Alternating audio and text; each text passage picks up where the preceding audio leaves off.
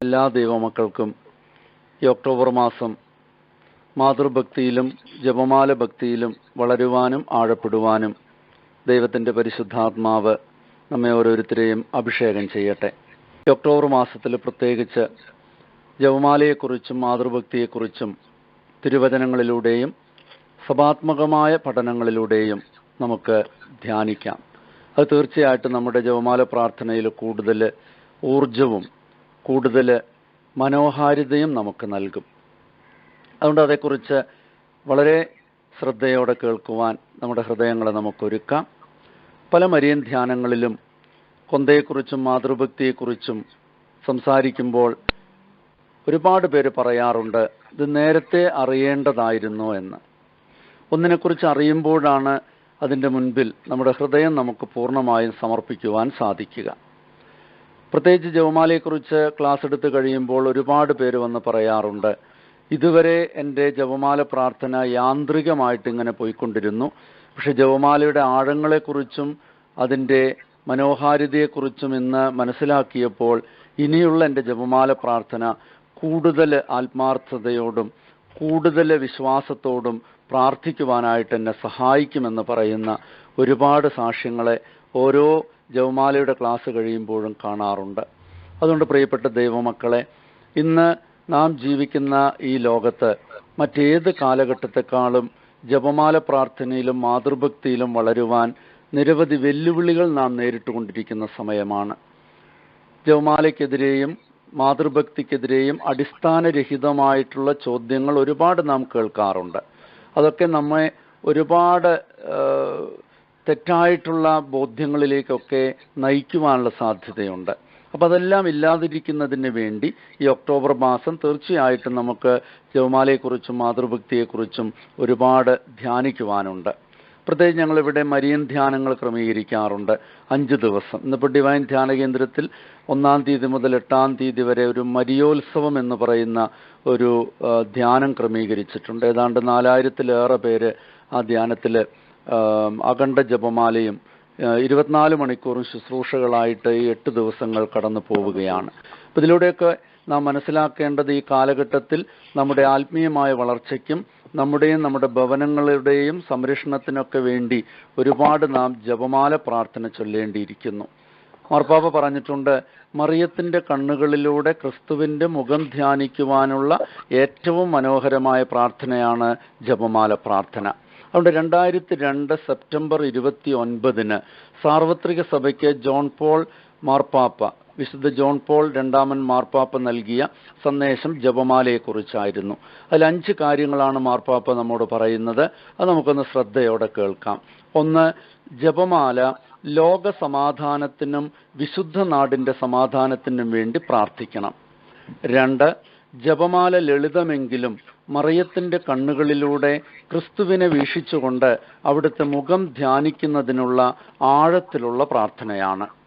3, 2-ാം Vatican council പറഞ്ഞത് സുവിശേഷത്തിൻ്റെ കാതലിലേക്ക് കടക്കുന്ന പ്രാർത്ഥനയാണ് ജപമാല. 4, ജപമാലയിലൂടെ ദൈവകൃപയ്ക്കായി പ്രാർത്ഥിക്കുമ്പോൾ പ്രാർത്ഥിക്കുന്ന വ്യക്തിയുടെ ഹൃദയത്തിൽ നന്മയുടെ വിത്തുകൾ ദൈവം വിതയ്ക്കുന്നു. അതിൽ നിന്ന് വ്യക്തികളിലും സമൂഹങ്ങളിലും കുടുംബങ്ങളിലും ഐക്യത്തിൻ്റെ ഫലം നിറയുന്നു. വ്യക്തികളും കുടുംബങ്ങളും സമൂഹങ്ങളും ജപമാല ചൊല്ലണം. അതുവഴി ജപമാല പ്രാർത്ഥനയുടെ ആഴവും സൗന്ദര്യവും കണ്ടെത്തണം. 5, ജപമാല പ്രാർത്ഥനയിൽ സമാധാനത്തിന് വേണ്ടിയുള്ള നിയോഗങ്ങൾക്കായി പ്രത്യേകം പ്രാർത്ഥിക്കണം. സ്ഫോടനാത്മകമായ സംഘർഷങ്ങൾ നിറഞ്ഞ അന്താരാഷ്ട്ര സാഹചര്യങ്ങളാണ് ഈ ലോകത്തിൽ നാം ഇന്ന് അഭിമുഖീകരിച്ചു കൊണ്ടിരിക്കുന്നത്. ദുരിതമനുഭവിക്കുന്ന ക്രിസ്തുവിൻ്റെ നാടിനെക്കുറിച്ച് ഞാൻ ചിന്തിക്കുന്നു.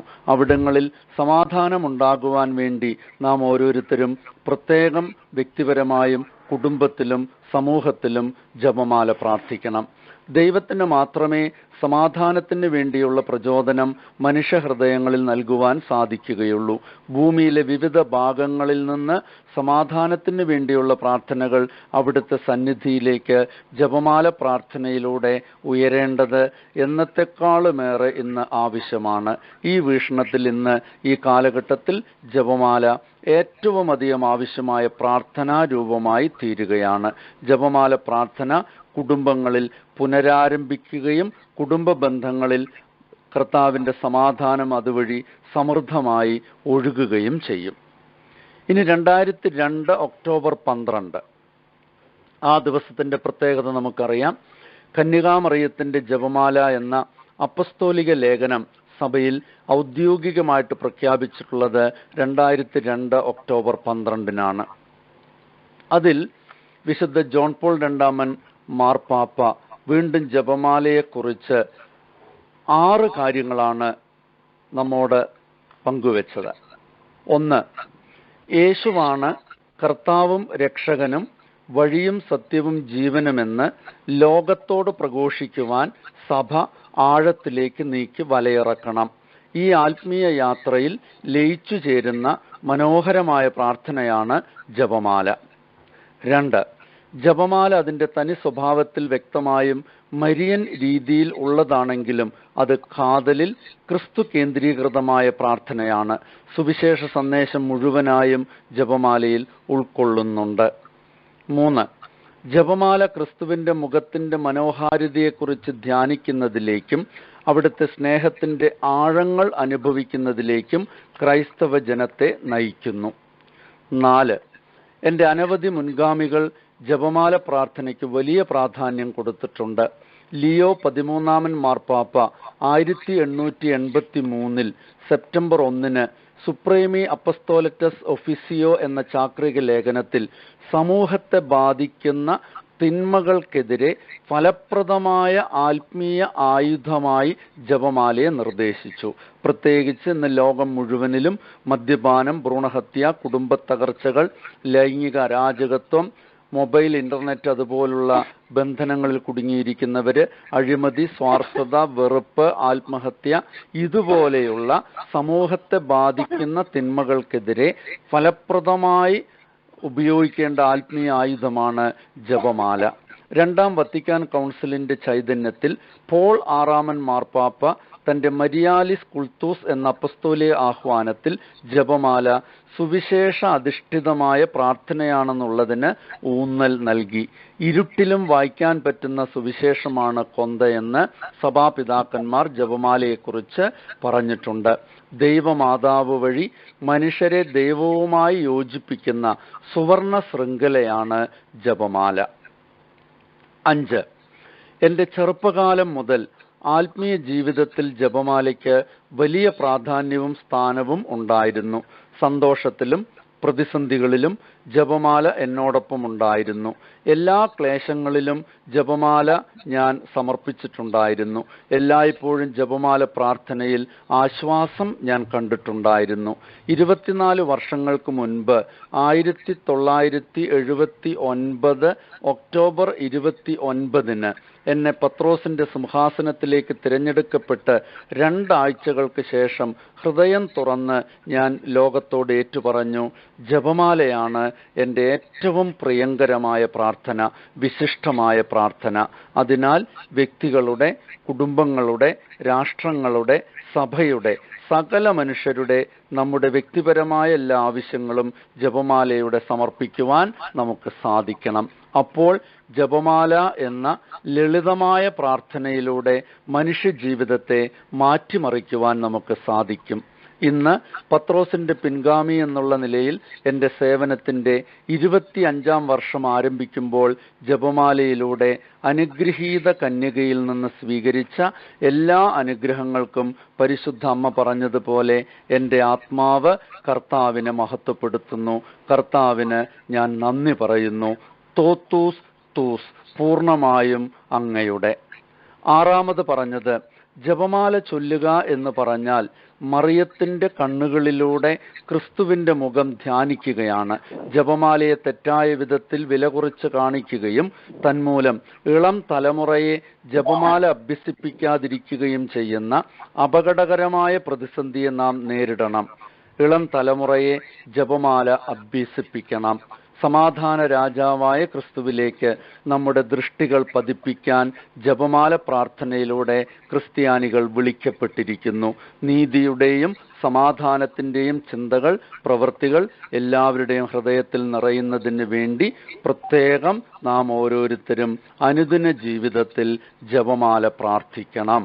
ഈ സന്ദേശങ്ങളാണ് പ്രിയപ്പെട്ടവരെ നാം ജീവിക്കുന്ന ഈ കാലഘട്ടത്തെ നോക്കി പരിശുദ്ധ ജോൺ പോൾ രണ്ടാമൻ മാർപ്പാപ്പ വർഷങ്ങൾക്ക് മുൻപ് നമ്മോട് സംസാരിച്ചിട്ടുള്ളത്. ഇത്രയും സന്ദേശങ്ങൾ ഉൾക്കൊണ്ടു കഴിഞ്ഞാൽ തീർച്ചയായിട്ടും ജപമാല പ്രാർത്ഥനയോടുള്ള നമ്മുടെ ആഗ്രഹം ഒന്നുകൂടി വർദ്ധിക്കുവാനുള്ള എല്ലാ കൃപകളും ദൈവം നമുക്ക് നൽകും. അതുകൊണ്ട് പ്രിയപ്പെട്ട ദൈവമക്കളെ, നമുക്കിന്ന് ജപമാലയുടെ ഉത്ഭവത്തെക്കുറിച്ച് നാം അറിഞ്ഞിരിക്കണം. ഇന്ന് പലപ്പോഴും കഴിഞ്ഞ ആഴ്ചയിലൊരു മരിയൻ ധ്യാനം ഉണ്ടായിരുന്നു ഇവിടെ ജോർദാനിയ ധ്യാന കേന്ദ്രത്തിൽ. അവിടെ ജപമാലയുടെ ഉത്ഭവത്തെക്കുറിച്ച് അറിയുന്നവരൊന്ന് കൈ ഉയർത്താൻ പറഞ്ഞപ്പോൾ ആ ധ്യാനത്തിലിരിക്കുന്ന ഒരാൾക്ക് പോലും കൈ ഉയർത്താനായിട്ട് സാധിച്ചില്ല. ആർക്കും വ്യക്തമായിട്ടുള്ളൊരു മറുപടി നൽകുവാനായിട്ട് സാധിച്ചിട്ടില്ല. അതുകൊണ്ടാണ് പലപ്പോഴും നമ്മുടെ ജപമാല പ്രാർത്ഥന ഇങ്ങനെ യാന്ത്രികമായിട്ട് പോയിക്കൊണ്ടിരിക്കുന്നത്. അതുകൊണ്ട് ഇന്ന് ഈ ഒക്ടോബർ മാസത്തിൽ ജപമാലയെക്കുറിച്ച് നാം അറിയുമ്പോൾ നമ്മുടെ യാന്ത്രികമായ പ്രാർത്ഥന മാറ്റിവെച്ച് ജപമാലയെ കൂടുതൽ ഹൃദയത്തിൻ്റെ ഉള്ളറകളിൽ നിന്ന് സ്നേഹിക്കുവാനും ഹൃദയം തുറന്ന് പ്രാർത്ഥിക്കുവാനും തീർച്ചയായിട്ടും ദൈവം നമ്മെ ഓരോരുത്തരെയും അനുഗ്രഹിക്കട്ടെ എന്ന് ഞാൻ ആത്മാർത്ഥമായി പ്രാർത്ഥിച്ചുകൊണ്ട് ഈ ജപമാലയോടുള്ള സ്നേഹത്തെ പ്രതി ജപമാലയുടെ ഉത്ഭവത്തെക്കുറിച്ച് നിങ്ങളോട് ഒന്ന് പങ്കുവയ്ക്കുവാൻ ആഗ്രഹിക്കുന്നു. ജപമാലയ്ക്ക് നാം വിളിക്കുന്ന പേര് കൊന്ത എന്നാണ്. അതൊരു പോർച്ചുഗീസ് പദമാണ്. അതിൻ്റെ അർത്ഥം എണ്ണുക എന്നുള്ളതാണ്. ഈ പ്രാർത്ഥന എണ്ണുന്ന രീതിയിലായതുകൊണ്ടാണ് ഈ പോർച്ചുഗീസ് പദമായ കൊന്ത എന്ന വാക്ക് ഈ ജപമാലയ്ക്ക് നൽകുന്നത്.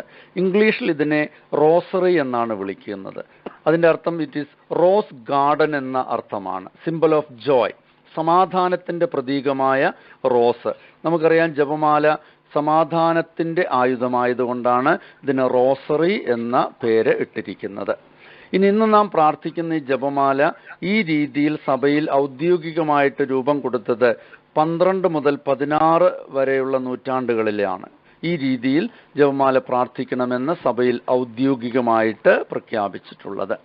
ഇനി ജപമാലയുടെ ഉത്ഭവം എന്തെന്ന് നമുക്കൊന്ന് ശ്രദ്ധിച്ചു കേൾക്കാം. സ്നേഹമുള്ളവരെ, 12ാം നൂറ്റാണ്ടിൻ്റെ മധ്യത്തിൽ ഫ്രാൻസിൽ രൂപം കൊണ്ട ഒരു പാഷണ്ഡതയാണ് ആൽബിജൻസിയൻ പാഷണ്ഡത. പാഷണ്ഡത എന്ന വാക്കിൻ്റെ അർത്ഥം ആദിമസഭ തുടങ്ങി ഓരോ കാലഘട്ടത്തിലും സഭാത്മകമായ പഠനങ്ങൾക്കെതിരെയും സഭയ്ക്കെതിരെയും ഓരോ കാലഘട്ടത്തിലും ഈ ഭൂമിയിൽ വിവിധ രാജ്യങ്ങളിൽ വിവിധ സംഘടനകളും കൂട്ടായ്മകളും രൂപം കൊണ്ടിട്ടുണ്ട്. അതിനെയാണ് ഈ പാഷണ്ഡത എന്ന് വിളിക്കുന്നത്. ഒറ്റ വാക്കിൽ പറഞ്ഞാൽ സഭാത്മകമായ പഠനങ്ങൾക്കെതിരെ ഓരോ കാലഘട്ടത്തിലും ഈ ലോകത്ത് ഉയരുന്ന എല്ലാ സംവിധാനങ്ങളെയും പാഷണ്ഡത എന്നാണ് വിളിക്കുന്നത്. 12ാം നൂറ്റാണ്ട് വരെ ഉയർന്നിട്ടുള്ള എല്ലാ പാഷണ്ഡതകളിൽ നിന്ന് വളരെ ശക്തമായി ഉയർന്നൊരു പാഷണ്ഡതയായിരുന്നു ഫ്രാൻസിൽ രൂപം കൊണ്ടിട്ടുള്ള ഈ ആൽബിജൻസിയൻ പാഷണ്ഡത. ഓരോ പാഷണ്ഡതയും ഭൂമിയിൽ ഉയരുമ്പോൾ അവർ ഒരു പ്രഖ്യാപനം നടത്താറുണ്ട്. ആ പ്രഖ്യാപനം തിരുസഭയെ ഭൂമിയിൽ നിന്ന് പിഴുതുമാറ്റുമെന്നുള്ള പ്രഖ്യാപനമാണ് എല്ലാ കാലഘട്ടങ്ങളിലും ഉയരുന്ന പാഷണ്ഡതകൾ പ്രഖ്യാപിക്കാറുള്ളത്. ഇന്ന് നാം ജീവിക്കുന്ന ഈ കാലഘട്ടത്തിലും ഒരുപാട് പാഷണ്ഡതകളുണ്ട്. അതിലൊരു ഏറ്റവും വലിയ പാഷണ്ഡതയാണ് നമുക്കറിയാം ഈ പിശാചിൻ്റെ ആരാധനാലയങ്ങളും അതുപോലുള്ള ഒരുപാട് കാര്യങ്ങൾ ഇന്ന് സഭയ്ക്കെതിരെ ഈ ഭൂമിയിൽ ഉയർന്നുകൊണ്ടിരിക്കുന്നുണ്ട്. അതിൻ്റെ ഉത്ഭവം പലതും അമേരിക്കയിൽ നിന്നാണ് പുതിയ റിപ്പോർട്ട്. അപ്പം നമ്മളിന്ന് ജീവിക്കുന്ന ഈ കാലഘട്ടത്തിലും നിരവധി പാഷണ്ഡതകൾ സഭയ്ക്കെതിരെ വിശ്വാസികൾക്കെതിരെ ഇന്ന് ഉയർന്നുകൊണ്ടിരിക്കുന്നുണ്ട്. അത് ഗൗരവത്തോടെ ഓരോ വിശ്വാസിയും കാണണം. അതുകൊണ്ടാണ് പ്രിയപ്പെട്ടവരെ വീണ്ടും ശ്രദ്ധയോടെ ഈ പഠനങ്ങളെക്കുറിച്ച് കേൾക്കണമെന്ന് ഏറ്റവും സ്നേഹത്തോടെ നിങ്ങളോട് പറയുന്നത്. ഇത് ഗൗരവത്തോടെ കാണേണ്ട ഒരു വിഷയമായതുകൊണ്ട് ആത്മാർത്ഥതയോടെ നമുക്ക് കേൾക്കാം. അപ്പോൾ 12ാം നൂറ്റാണ്ടിൻ്റെ മധ്യത്തിൽ രൂപം കൊണ്ട ആൽബിജൻസിയൻ പാഷണ്ഡതയും പ്രഖ്യാപിച്ചു, ഞങ്ങൾ വിശ്വാസികളെയും തിരുസഭയെയും ഭൂമിയിൽ നിന്ന് പിഴുതുമാറ്റും. എന്നാൽ പ്രിയപ്പെട്ടവരെ, ഇന്ന് വരെ ഈ ഭൂമിയിൽ ഉയർന്ന ഒരു പാഷണ്ഡതയ്ക്കും തിരുസഭയെ ഭൂമിയിൽ നിന്ന് പിഴുതുമാറ്റാൻ സാധിച്ചിട്ടില്ല. മറിച്ച് പിഴുതു മാറ്റുമെന്ന് പ്രഖ്യാപിച്ചിട്ടുള്ള സകല പാഷണ്ഡതകളെയും ദൈവമാതാവ് വഴി പ്രത്യേകിച്ച് ഈ ഭൂമിയിൽ നിന്ന് തുടച്ച് മാറ്റിയിട്ടുണ്ട്. Hallelujah, hallelujah, hallelujah. എന്നാൽ പ്രിയപ്പെട്ടവരെ, ഈ ആൽബിജൻസിയൻ പാഷണ്ഡത അനേകം വിശ്വാസികളെ സഭയിൽ നിന്ന് അടർത്തിക്കൊണ്ടു പോകാനായിട്ട് തുടങ്ങി. ഇത് ഫ്രാൻസിലെ സഭാപിതാക്കന്മാർ ഇതിനെക്കുറിച്ച് ചിന്തിച്ചു. അങ്ങനെ അവർ പ്രാർത്ഥന ആരംഭിക്കുകയാണ്. ആൽബിജൻസിയൻ പാഷണ്ഡതയ്ക്കെതിരെ യുദ്ധം ചെയ്യാൻ ഒരു വഴി പറഞ്ഞു തരണമേ കർത്താവേ എന്ന് അവർ പ്രാർത്ഥിക്കുവാനായിട്ട് തുടങ്ങി. ഈ സമയത്താണ് ഓരോ കാലഘട്ടത്തിലും ഉയരുന്ന പാഷണ്ഡതകൾക്കെതിരെ യുദ്ധം ചെയ്യാൻ ദൈവം അത്ഭുതകരമായ ചില വ്യക്തികളെയും സ്ഥലങ്ങളെയും തിരഞ്ഞെടുക്കാറുണ്ട്. അങ്ങനെ തിരഞ്ഞെടുത്തൊരു വ്യക്തിയാണ് വിശുദ്ധ ഡൊമിനിക്. ഡൊമിനിക് സ്പെയിനിലുള്ള വ്യക്തിയായിരുന്നു. കുഞ്ഞുനാൾ മുതൽ തന്നെ ഡൊമിനിക്കിന്റെ ജീവിതം പരിശോധിക്കുമ്പോൾ ആത്മാക്കൾക്ക് വേണ്ടി വലിയ ദാഹമുള്ളൊരു വ്യക്തിയായിരുന്നു ഡൊമിനിക്. അതുകൊണ്ടാണ് ആത്മാക്കൾക്ക് വേണ്ടി വലിയ ദാഹമുള്ള വൈദികര് ഇന്ന് ജപമാലയോടും മാതൃഭക്തിയോടും കൂടുതൽ സ്നേഹവും അടുപ്പവും കാണിക്കുന്നതിന്റെ കാരണം അതാണ്. അന്നും ഇത് തന്നെയായിരുന്നു. ഡൊമിനിക് മാതാവിനോടുള്ള പ്രത്യേക ഭക്തിയും ഒക്കെ ഉള്ളൊരു വ്യക്തിയായിരുന്നു. പെട്ടെന്ന് ഡൊമിനിക്കിന് സ്പെയിനിൽ നിന്ന് ഫ്രാൻസിലേക്ക് ഒരു മാറ്റം ലഭിക്കുകയാണ്. അദ്ദേഹം ശക്തനായൊരു വചനപ്രഘോഷകനായിരുന്നു, ശക്തനായ ഒരു മരിയ ഭക്തനായിരുന്നു, ഒരുപാട് ആത്മാക്കളെ കർത്താവിന്റെ സ്നേഹത്തിലേക്ക് കൊണ്ടുവന്ന വ്യക്തിയായിരുന്നു. പെട്ടെന്ന് സ്പെയിനിൽ നിന്ന് അദ്ദേഹത്തിന് ഫ്രാൻസിലേക്ക് ഒരു മാറ്റം ലഭിക്കുന്നു. അത് ദൈവഹിതമായിട്ട് പിന്നീട് പരിണമിക്കുകയാണ്. ഫ്രാൻസിലെത്തിയപ്പോൾ ഡൊമിനിക് ആൽബിജൻസിയൻ പാഷണ്ഡതയിലൂടെ ഫ്രാൻസിൽ വിശ്വാസികൾ അഭിമുഖീകരിക്കുന്ന പ്രശ്നങ്ങളെക്കുറിച്ച് മനസ്സിലാക്കാൻ തുടങ്ങി. അങ്ങനെ സഭാപിതാക്കന്മാര് ഡൊമിനിക്കിനെ വിളിക്കുകയാണ്. ഡൊമിനിക്കിനെ വിളിച്ച് ഫ്രാൻസിൽ രൂപം കൊണ്ടിട്ടുള്ള ആൽബിജൻസിയൻ പാഷണ്ഡതയെക്കുറിച്ചും ആ പാഷണ്ഡത എങ്ങനെയാണ് സഭയ്ക്കെതിരെ പ്രവർത്തിക്കുന്നതെന്നും അവര് പങ്കുവെക്കാൻ തുടങ്ങിയപ്പോൾ രണ്ട് രീതിയിലാണ് പറയുന്നത്. ഒന്നുകിൽ ഡൊമിനിക് വനാന്തരത്തിൽ പോയി 3 ദിനരാത്രങ്ങൾ പരിശുദ്ധ അമ്മയോട് മാധ്യസ്ഥം പ്രാർത്ഥിച്ചു എന്നും, അല്ലെങ്കിൽ പ്രവിൽ എന്ന് പറയുന്ന സ്ഥലത്തെ നോട്ടർഡാം എന്ന് പറയുന്ന ദേവാലയത്തിൽ 3 ദിനരാത്രങ്ങൾ ഉപവസിച്ച് ആൽബിജൻസിയൻ പാഷണ്ഡതയ്ക്കെതിരെ യുദ്ധം ചെയ്യാൻ ഒരു വഴി പറഞ്ഞു തരണമേ എന്ന് മാതൃഭക്തനായിട്ടുള്ള ഡൊമിനിക് പ്രാർത്ഥിക്കാൻ തുടങ്ങിയെന്നാണ് പറയുന്നത്.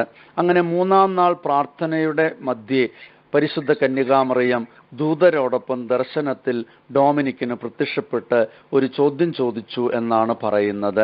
ഡൊമിനിക്ക് ആൽബിജൻസിയൻ പാഷണ്ഡതയ്ക്കെതിരെ യുദ്ധം ചെയ്യാൻ പരിശുദ്ധ ത്രിത്വം, അത് വളരെ ശ്രദ്ധിക്കേണ്ട ഒരു വാക്കാണ്, പരിശുദ്ധ ത്രിത്വം നിന്റെ കയ്യിൽ ഒരു ആയുധം തരുവാൻ ആഗ്രഹിക്കുന്നു. വീണ്ടും ഞാൻ ആ വാക്ക് റിപ്പീറ്റ് ചെയ്യാൻ ആഗ്രഹിക്കുന്നു. സന്ദേശം ഇതായിരുന്നു: ആൽബിജൻസിയൻ പാഷണ്ഡതയ്ക്കെതിരെ യുദ്ധം ചെയ്യാൻ പരിശുദ്ധ ത്രിത്വം നിന്റെ കയ്യിൽ ഒരു ആയുധം തരുവാൻ ആഗ്രഹിക്കുന്നു. ഇത് കേട്ടപ്പോൾ ഡൊമിനിക് മാതാവിനോട് തിരിച്ചു ചോദിക്കുകയാണ്, ദൈവമാതാവേ, ആയുധം എന്താണെന്ന് എന്നോട് പറയുക. എന്നെക്കാളും കൂടുതൽ അറിയുന്ന പരിശുദ്ധ കന്യകാമറിയമേ, ആൽബിജൻസിയൻ പാഷണ്ഡതയ്ക്കെതിരെ യുദ്ധം ചെയ്യാനുള്ള ആയുധം എന്താണ്? അപ്പോഴാണ് മാതാവ് രണ്ടാമത്തെ സന്ദേശം നൽകുന്നത്. അടിച്ചു തകർക്കുന്ന കൂടമായ പുതിയ നിയമഗ്രന്ഥത്തിന്റെ അടിസ്ഥാന ശിലയായ മാലാഖയുടെ കീർത്തനമാണ് ആൽബിജൻസിയൻ പാഷണ്ഡതയ്ക്കെതിരെ യുദ്ധം ചെയ്യാൻ പരിശുദ്ധ ത്രിത്വം നിന്റെ കയ്യിലേൽപ്പിക്കാൻ പോകുന്ന ആയുധം. വീണ്ടും ഞാൻ പറയുന്നു, പുതിയ നിയമഗ്രന്ഥത്തിന്റെ അടിസ്ഥാന ശിലയായ മാലാഖയുടെ കീർത്തനം. ഇതാണ് അടിച്ചു തകർക്കുന്ന കൂടമായ പുതിയ നിയമഗ്രന്ഥത്തിന്റെ അടിസ്ഥാന ശിലയായ മാലാഖയുടെ കീർത്തനമാണ് ഈ ആയുധം. ഇതാണ് പ്രിയപ്പെട്ടവരെ ജപമാലയുടെ ഉത്ഭവമെന്ന് നാം മനസ്സിലാക്കേണ്ടിയിരിക്കുന്നു. അടിച്ചു തകർക്കുന്ന കൂടമായ പുതിയ നിയമഗ്രന്ഥത്തിലെ അടിസ്ഥാന ശില എന്താണ്? നന്മ നിറഞ്ഞ മറിയമേ സ്വസ്തി, കർത്താവ് നിന്നോട് കൂടെ. അതുകൊണ്ട് നാം മനസ്സിലാക്കേണ്ടത്, ഡൊമിനിക്കിന്റെ കയ്യിൽ ഇന്ന് നാം പ്രാർത്ഥിക്കുന്ന ജപമാലയുടെ കുറച്ച് ഭാഗങ്ങൾ മാത്രമേ ലഭിച്ചിട്ടുള്ളൂ. 1170 1221 ഇടയിലാണ് ഈ ജപമാലയുടെ കുറച്ച് ഭാഗങ്ങൾ ഡൊമിനിക്കിന് ഏൽപ്പിക്കപ്പെടുന്നത്.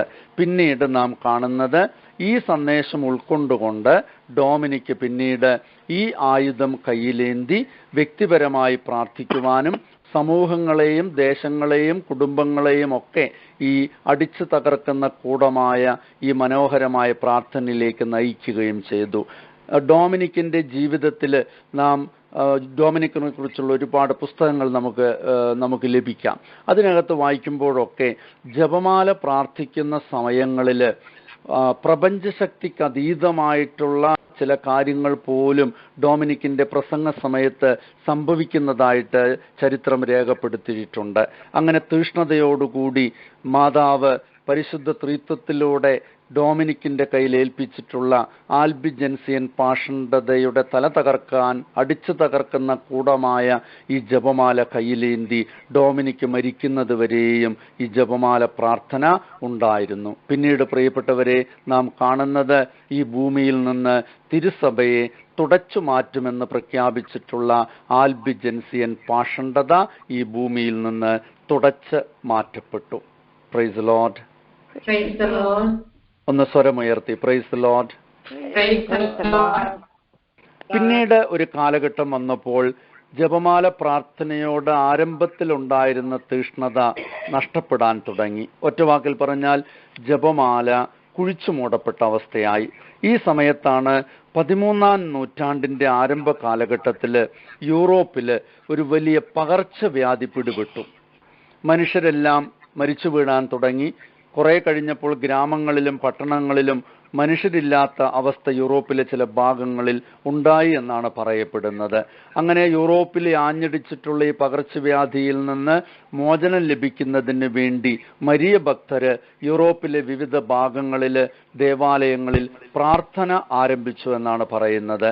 അങ്ങനെ വാഴ്ത്തപ്പെട്ട അലൻ ലണ്ടനിലെ ദിനൻ എന്ന് പറയുന്ന ഒരു ആശ്രമ ദേവാലയത്തിൽ 13-ാം നൂറ്റാണ്ടിന്റെ മധ്യത്തിൽ ഒരു വിശുദ്ധ കുർബാന അർപ്പിക്കുന്നതിന്റെ മധ്യേ വീണ്ടും പരിശുദ്ധ ത്രിത്വം ഡൊമിനിക്കിൽ ഉണ്ടായിട്ടുള്ള ജപമാലയോടുള്ള തീഷ്ണത വീണ്ടും ലോകത്തോട് പ്രഘോഷിക്കുവാനുള്ള ഒരു പ്രത്യേകമായിട്ടുള്ള സന്ദേശം വാഴ്ത്തപ്പെട്ട അലന് ലഭിക്കുകയാണ്. പിന്നീട് ചരിത്രം പഠിപ്പിക്കുന്നത് വാഴ്ത്തപ്പെട്ട അലൻ ഈ ജപമാല സഖ്യങ്ങളും ജപമാല പ്രാർത്ഥനകളിലും ശ്രദ്ധ കേന്ദ്രീകരിച്ചുകൊണ്ട് യൂറോപ്പിന്റെ വിവിധ സ്ഥലങ്ങളിൽ മാതൃഭക്തിയും ജപമാല ഭക്തിയും പ്രചരിപ്പിക്കുവാനായിട്ട് തുടങ്ങി.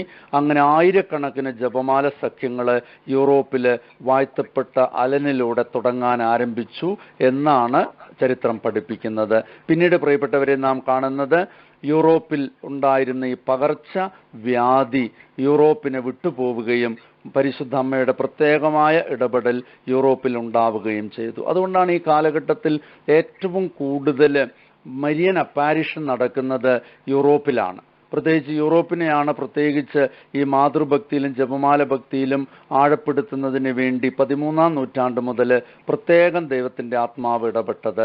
അതുകൊണ്ട് പ്രിയപ്പെട്ട ദൈവമക്കളെ, അന്ന് തുടങ്ങിയിട്ടുള്ള ഈ ജപമാല പ്രാർത്ഥന പിന്നീട് സഭയിൽ ഔദ്യോഗികമായിട്ട് വളരെ ശക്തമായി ഇന്നും വിശ്വാസികൾ ജപമാല പ്രാർത്ഥിക്കേണ്ട ആവശ്യകതയെക്കുറിച്ച് ഓരോ കാലഘട്ടത്തിലും മാർപ്പാപ്പമാര് ഇന്ന് പ്രഖ്യാപിക്കുന്നുണ്ട്.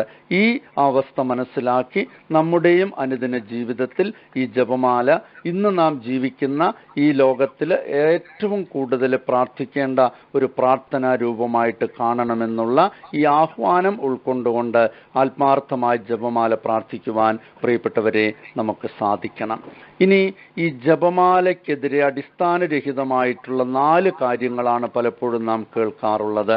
അതിലേറ്റവും പ്രധാനപ്പെട്ട അടിസ്ഥാനരഹിതമായിട്ടുള്ളൊരു ചോദ്യമാണ് ജപമാല ബൈബിൾ അധിഷ്ഠിതമല്ല എന്നുള്ള ഒരു ചിന്ത അനേകം പേരുടെ ഉള്ളിലുണ്ട്. ഒരുപാട് യങ്സ്റ്റേഴ്സ് ധ്യാനങ്ങളിലൊക്കെ ചോദിക്കാറുണ്ട്, ബൈബിളിൽ എവിടെയാണ് ജപമാല ചൊല്ലാനായിട്ട് പറഞ്ഞിരിക്കുന്നത്?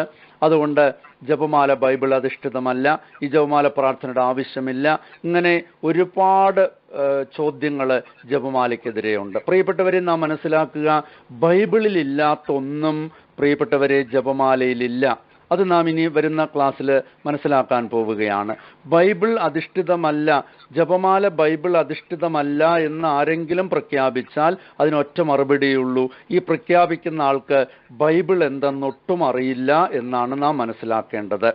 അതുകൊണ്ട് നമ്മുടെയും ജീവിതത്തിൽ ആരെങ്കിലും, പ്രത്യേകിച്ച് നാം ജോലി ചെയ്യുന്നിടങ്ങളിൽ കണ്ടുമുട്ടുന്ന വ്യക്തികളിൽ ഒക്കെ തന്നെ ഒരുപാട് പേരിന്ന് ജപമാലയ്ക്കെതിരെ പറയുന്ന ഒരു കാര്യമാണ് ജപമാല ബൈബിൾ അധിഷ്ഠിതമല്ല.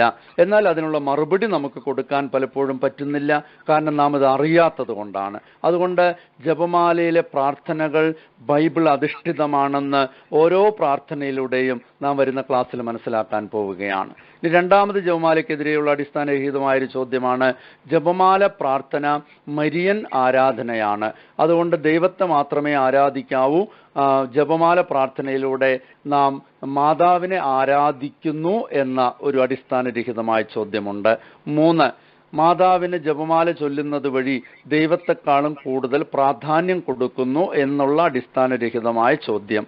4, നന്മ നിറഞ്ഞ മറിയമേ എന്നുള്ള പ്രാർത്ഥന ആവർത്തന പ്രാർത്ഥനയായതുകൊണ്ട് അത് പ്രാർത്ഥിക്കുമ്പോൾ ആവർത്തന പ്രാർത്ഥനയ്ക്കൊരു വിരസത നമുക്ക് തോന്നാറുണ്ട്, അതുകൊണ്ട് അതിൻ്റെ ആവശ്യമില്ല. ഇങ്ങനെ ഈ 4 അടിസ്ഥാനരഹിതമായിട്ടുള്ള ചോദ്യങ്ങൾക്ക് നമുക്ക് അടുത്ത ക്ലാസ്സിൽ മറുപടി കണ്ടെത്താം. അങ്ങനെ മറുപടി കണ്ടെത്തുമ്പോൾ ഈ ചോദ്യങ്ങളുമായിട്ട് ആര് നമ്മുടെ ജീവിതത്തിൽ വന്നാലും നട്ടെല്ലുയർത്തി അതിന് മറുപടി കൊടുക്കുവാൻ വിശ്വാസികളായി നമുക്ക് സാധിക്കണം. പ്രിയപ്പെട്ട ദൈവമക്കളെ, ഒരിക്കൽ കൂടി ഈ ഒക്ടോബറിൻ്റെ എല്ലാവിധ കൃപകളും അനുഗ്രഹങ്ങളും ദൈവം നിങ്ങൾക്ക് നൽകട്ടെ. ഇന്ന് നാം ജപമാല പ്രാർത്ഥന, ജപമാല എന്തെന്ന് അതിൻ്റെ ഉത്ഭവത്തെക്കുറിച്ച് നാം മനസ്സിലാക്കി.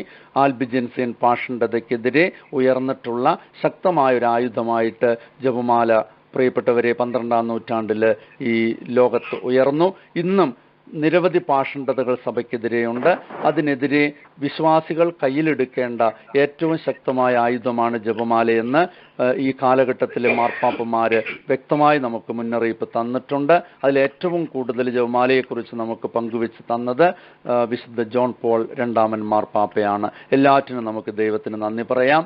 മാർപ്പാപ്പ പ്രാർത്ഥിച്ചതുപോലെ ജപമാല ഞങ്ങൾക്ക് നൽകിയ പരിശുദ്ധ കന്യകാമറിയമേ, അത് വേണ്ടവിധം എങ്ങനെ പ്രാർത്ഥിക്കണമെന്ന് കൂടി ഞങ്ങളെ പഠിപ്പിക്കണമേ എന്ന് എളിമയോടെ ഓരോ ജപമാല പ്രാർത്ഥനയുടെ മുൻപിലും ഈ ഒരു പ്രാർത്ഥന നമ്മിലും നമ്മുടെ മക്കളിലും ഉണ്ടാകട്ടെ. പിന്നെ പ്രത്യേകമായിട്ടുള്ളൊരു ഉത്തരവാദിത്വം കുടുംബജീവിതം നയിക്കുന്ന നാം ഏറ്റെടുക്കേണ്ടത് ഇളം തലമുറയെ ജപമാല അഭ്യസിപ്പിക്കുവാനുള്ള വലിയ ദൗത്യം, അതൊരു വെല്ലുവിളിയായിട്ട് നാം ഏറ്റെടുക്കണം. അതുകൊണ്ടാണ് ജപമാലയെക്കുറിച്ച് യുവജനങ്ങളുടെ ഉള്ളിലുള്ള ചോദ്യങ്ങൾക്ക് മറുപടി കൊടുക്കുവാനുള്ള അറിവ്, ജ്ഞാനം നമ്മുടെ ജീവിതത്തിൽ ഉണ്ടായിരിക്കണം. ഈ അറിവ്, ജ്ഞാനമില്ലാത്തതാണ് പലപ്പോഴും ഈ ജപമാലയ്ക്കെതിരെയും മാതൃഭക്തിക്കെതിരെയും ചോദ്യങ്ങൾക്ക് നമുക്ക് ആൻസർ ചെയ്യാൻ പറ്റാത്തത്.